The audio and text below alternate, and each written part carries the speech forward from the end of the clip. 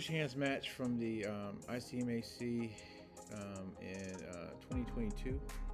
The fellow in the yellow is Chris Marshall, who I've had the pleasure of pushing hands with. So I'm probably going to use some of that experience in this particular case, kind of break down this match, fixed step pushing hands, if you will. So I know Chris is a practitioner of the Yang style, so that's a style I'm very familiar with. So I'm just going to pull out some pointers and things and ideas that I see from here, and the strategy and the techniques. So this case here, this is actually a restricted step. So in a restricted step, you can go with a forward step and a step backwards in motion, but you're not moving freely around the space, if you will. Okay.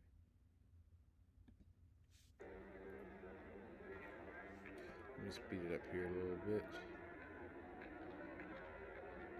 See what we got going on. All right, typical circle. Everybody's going normal. All right, so for me, I already see something happen already, where Chris is taking advantage, or taking a more dominant position. So he's already got kind of like 2 points on, if you will. He's got access to this gentleman's center. This gentleman's already kind of compromised with his right hand. You can be compromised there and still be able to work your way out, but I can see that Chris already has something, already brewing just from here. And the gentleman right here is, he's not in a, a active position with his left hand as of yet. So we'll keep it going and see what happens. So, all right, there we go. So right now, if you saw that little bit of tension, that little bit of shake in that gentleman's hand, Chris is applying some pressure, and that pressure is not, it's coming forward and squeezing in towards the center. Right. Notice his posture. Right. So he's kind of extended forward, and I don't want to say locked out or anything like that, but he's got this forward dominant position, and his root is kind of like based on this structure he's created. Right. This gentleman has his hips down, but also he has it going back and kind of already riding back, so it's kind of pretty easy to see that he can just be pushed off balance right through his center.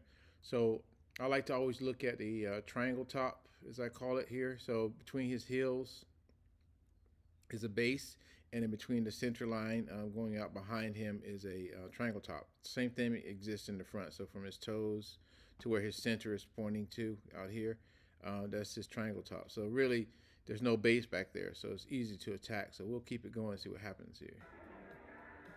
Boom, nice. Okay, cool. So Chris felt that resistance and his pressure, his push. So he switched from a push to a pull.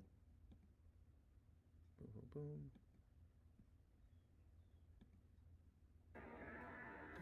So he pulls in.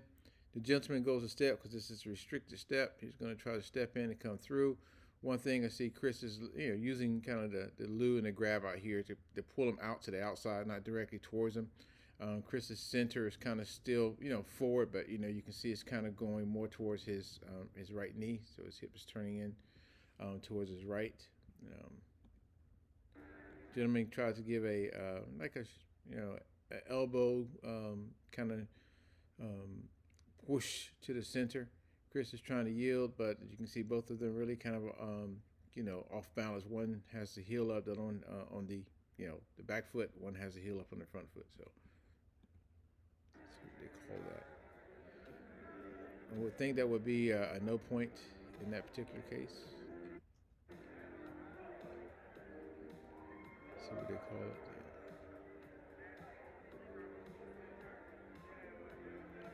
What we got here? All right, so the gentleman here opened up Chris's push, taking the inside. I call it inside advantage. I like to have this theory that my teacher David Nicholson mentions, like inside or on top. Being able to control from those two positions is kind of beneficial. So gentleman now has the hands on the inside, and see what happens from there. Cool. All right, Chris takes that extra step, steps in, and with that step, because he has the access to his wrist, he's just pushing straight through um, and driving both hands out to the outside. Boom. I mean, basically, he's able to take the guy's posture and position because he's pushing the hands, to the outside and drawing them back behind him. So, you know, his torso can't take that pressure from the hands being pulled back. Very kind of simple concept.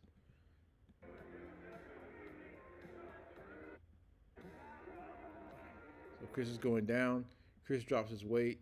This gentleman tries to root in and kind of take the pressure into his hips, brings his head forward, but his hands are here, down low. Chris has obviously he's not fully extended. You can see the bend in his elbow, but he's going to go and reach on the outside as he steps forward and lunges into the guy's triangle.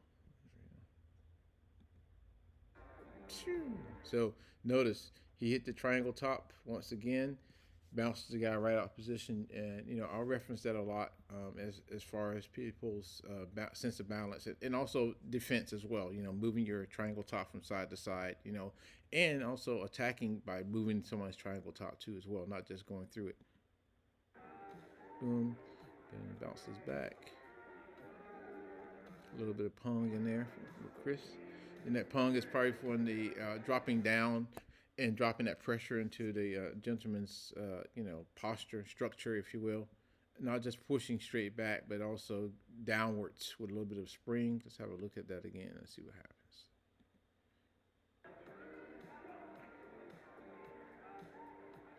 Yeah, a little bit of jerkiness there. Sorry about that.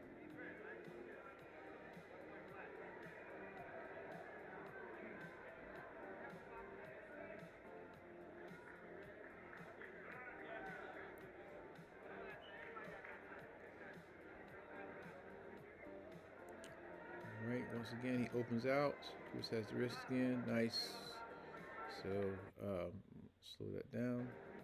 See if Chris pulls him into that triangle top over here. So remember here, goes to the base of his toes. Boom, right there to the triangle top. That's where the gentleman's center is going. I don't know why this thing is getting all jerky. Let's try that again. Boom, right into that position. So nice, good little loot action there, if you will, roll back action.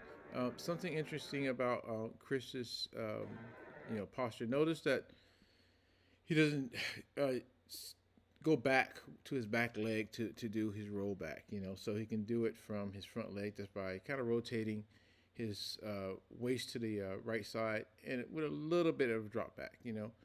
Some folks, and even myself included, will sometimes have a deeper rollback action, to bring someone off balance. So it's just an interesting point to note, if you will.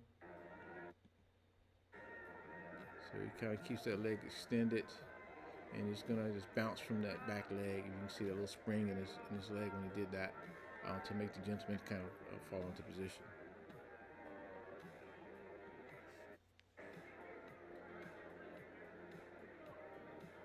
Bear with me. This is my first one, so I'm stopping and starting a lot here.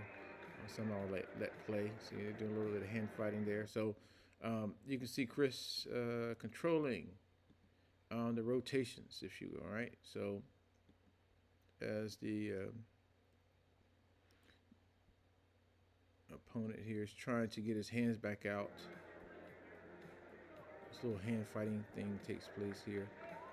So Chris takes control on the outside. He's controlling and keeping that pressure, trying to keep him squeezed in, if you will. So a lot of little hand fighting there before he, kind of gets a little grip on. He tries to push. And I have no idea why they're stopping, but let's keep it going. Oh, the double hand grab. Yeah, this, it's a kind of foul in this rule set. Boom, piece of cake right there. Again, going right through that center, right through that triangle top. Here, back here one more time.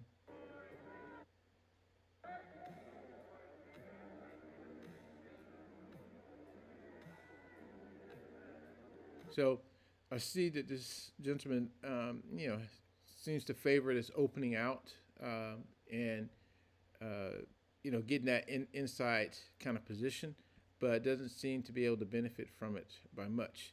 Also, notice that his stance has gotten a little bit more shallow as well as it keeps going. So I'm thinking maybe he's trying to add some more fluidity and speed into his actions. Shorten up his stance. So that he can kind of be ready for what's going to happen with a little smaller stance, if you will. So see what happens here. Boom. So again, boom, right through that triangle top again. Very straightforward. Base of the hand collapses on his forearm, presses his forearm to his body, his torso, pushes right through the center. I know there's pressure on the other side too here with the other hand, but primarily you see this here. And again, Chris maintains that same structure, that same elongated posture, the slight lean forward, if you will, and never kind of coming out of position on that. Nice little bounce out. Continue.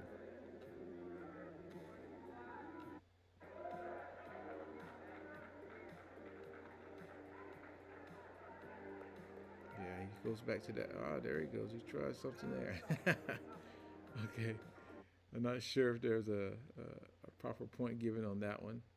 Let's see here again. Again, he's going back to opening up the hands after the horizontal circles. Goes on the inside. Does this little contact there. Tries to get back to it. Now he goes to the chest. He's trying to do a little shove. Doesn't have much in his leg. So, just it's pretty much just an arm push. Um, so yeah, so his leg is kind of already gone, but now he's going to try to continue to push with the hand. So there's really nothing extra there with that push. All from the arms and shoulders. Chris catches it, boom, they just kind of rolled and stumbled back. Now, I'm not sure if any points were given there. I particularly wouldn't give points on that one. Both seem to be kind of like just going, back out of control a little bit. So, round and round. All right. So, you saw the steps, saw a little stumbling in there. It's just one of those moments where they get you right at that time. You're thinking, oh, dang, I want to settle in on that, but he didn't get a chance to. Let's see, let's go back a little bit. There's the shove. Shuffle that a bit further than I want to.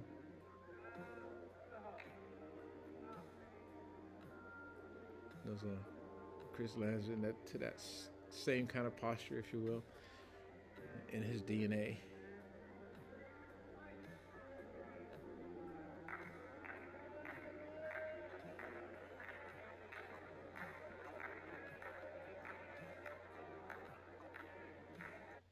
Yeah. So as soon as he put that hand onto his forearm elbow area, look at the line, look where he's going through, right through that triangle, and this is something that I like to play with a lot in that concept because I typically, if I can touch someone's in that particular alignment, boom, I can get them really quick, just like what happened with that gentleman. That's what kind of made me chuckle because I know that happens a lot. You put right on that line, and then their balance is gone. And like for me, I like to use that in a martial sense too as well. So once I get you stepping or thinking about your feet, then I can do other things. If I go down for a takedown, strike, lock, whatever. But yeah, it happens that quick. And then if you're very astute in your sensitivity, your good listening skills, you'll know, and reference to Tai Chi principles, if you will. You know when that happens. You know what can come next from there, and you know when you can set that up or when you have access to it. So that's what Chris is doing there. So it's very good, sensitivity right there, if you will. still stumbling from it.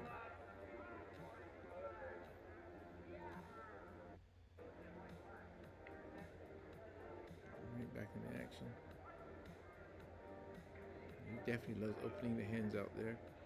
He's trying to play with it. So that's good control as well. So even though he got his hands open, notice the joint or the arm control, I guess, if you will, right? So that gentleman's probably feeling that pressure, that press towards the center into his forearm. So he's trying to kind of combat that, if you will, right? Trying to counter that. and try to keep his hands, in a good position. But what Chris is doing, Chris has great posture here, right? So this gentleman is more compressed to his inside. So for me, if I was doing something or feeling that kind of pressure, I will go ahead and concede that forearm and let my elbows come forward, right? So that way, then I can maybe curl over his forearm with my elbow to get access back into the inside if that's where I want it to be on the inside, if you will, right? Or either I can just collapse, with again the same thing with the elbow and just bring that hand, in, and just get it off me, if you will, right? So yeah, he's fighting with it, but he's already kind of feeling that pressure in his forearm. So yeah, you can see it. He roll down. He tries to go heavy. Uses the forearm to step in.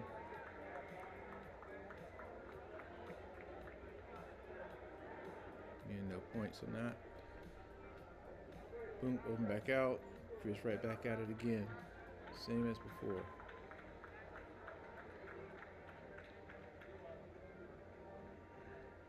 Nice. Okay. So step in on that one. Again, the opponent here, he's already in a bad position. His arms are compressed to his body. So he has, and look, his front foot is down. What if you wanted to, kind of counter what's happening here, right? He could, if he lifts his foot up and put the heel down and kind of step through it, let his hips scoop underneath, and then use the hips to push up the arms and then extend his arms out. He could have a better chance of taking Chris off of his root, if you will, right? So basically, he's cutting through, like the triangle, if you will, even if he gets deeper in without having to step through his legs altogether.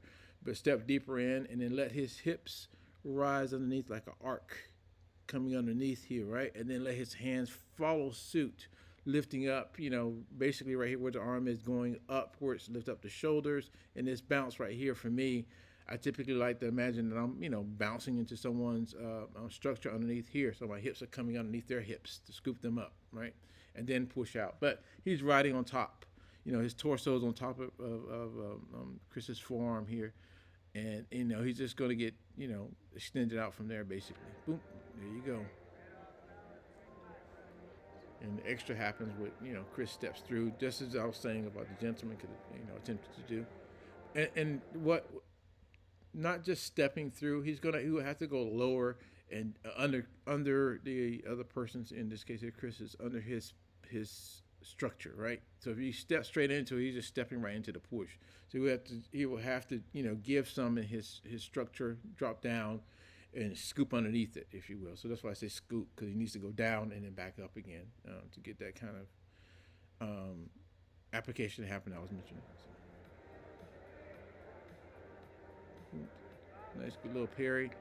Give him some credit on that for sure. Instead of letting that pressure come straight in, he took it off to the side. Nice, good little rollback action there. Like, there you go, that way. Ole. Still didn't have enough to keep his structure down. Chris stepped into that posture very good. Let's do that one more time. I think it was like a two-stepper. 1, 2, yeah, that's right.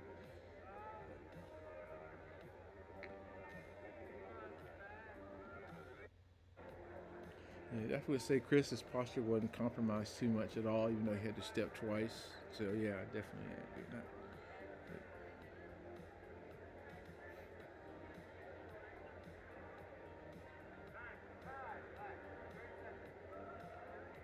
All right, pause there, and I'll stop at this portion. I'll do another video for the next round. But those are some of the things that I was picking out. I'm going to probably get better at this. This is my first one, first time seeing the video in detail like this. So just wanted to give some things that I saw and was observing. I'll have another video for the second round and to be continued. All right, thanks for your time.